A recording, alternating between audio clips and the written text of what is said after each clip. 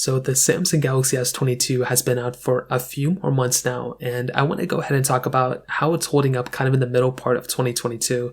I've been revisiting a lot of these other iPhones and just Androids in general, so I figured I might as well go with the latest Samsung that you can actually pick up. Now, interestingly enough, this phone, a lot of the early 2022 phones that have came out, including, I think the OnePlus phones that's been teased out like crazy, the iPhone SE3 that came out, as well as the Galaxy S22, I feel like because phones are getting so much better nowadays, especially for the last 2 years, we're kind of getting used to these phones bringing a ton of features, and honestly it feels like we're still not even getting over the original Samsung Galaxy S21. Even the Galaxy S20 is still holding up very well. So we're seeing a lot of decrease in sales for a lot of these manufacturers, but I will still tell you the Galaxy S22, the jump from the S21 to the S22 was a great jump for sure, and I was a fan of this without a doubt. I do think Samsung needs to work on their marketing a little bit. I think Google is doing a pretty good job from an Android manufacturer standpoint of teasing out their future phones, of re-releasing, of getting hype around certain software versions and everything like that. I feel like Samsung kind of needs to work on that a little bit too. But with the Galaxy S22,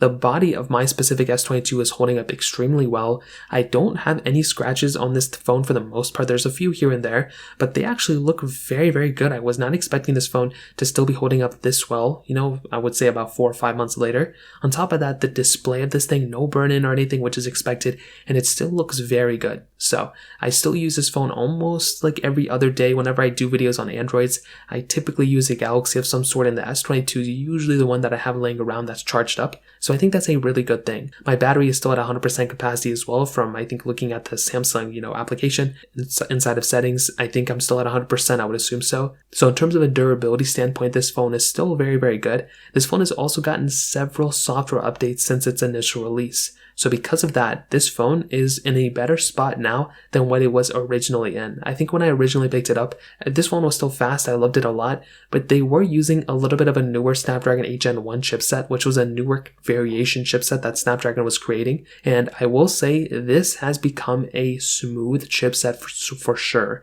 And I'm looking very forward to the next several years because this chipset will lay the framework of what's going to be happening in the future. So I look at this phone and I think it's great, and I think it's in a very, very good spot for this phone's performance to be holding up extremely well. And I would assume a lot of probably emulation devices of some sort are going to base their performance and everything from the Snapdragon 8 Gen 1. And, this phone has it, which is amazing. Now, on top of that, there's been some complaints here and there. Some people have, been mentioning the, standard stuff, boot loops, crashes, stability issues, battery life issues, stuff like that. But those things usually get better throughout time. And after scrolling the Samsung subreddit, really the biggest issue recently are just delays in shipping, people not getting their phones on time, and sometimes their phones not even arriving. So I will say that's probably one of the bigger issues looming over. So it's not necessarily the phone that's the problem. It's more so Samsung and kind of Samsung customer support. So that's kind of another thing I've seen, in the last few months. And that kind of covers up a majority of everything. The price tag right now has substantially gone down a little bit too. It's looking like this thing,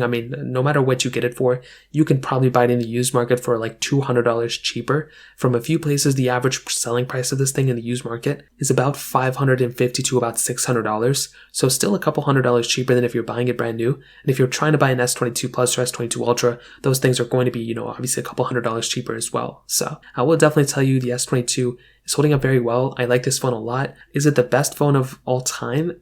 I don't know. I like how it fixed a few things from the S21, and still a few months later, I still appreciate the Galaxy S22. I think a lot more than what I appreciated the Galaxy S21 for, but I still feel like the lack of micro SD cards, the smaller battery they put on this thing, it just kind of put this phone in a weird situation, but I think it's grown on me, and I think the performance of this phone and the future of this phone will pretty much tell a different story. So that kind of covers it up. If you have any other thoughts or questions, please let me know in the comment section below. Hit the like button, that'll mean so much, but definitely hit that subscribe button. More importantly than everything else, I love every single one of you guys. Hopefully I'll catch you guys in the next video. Peace out till then.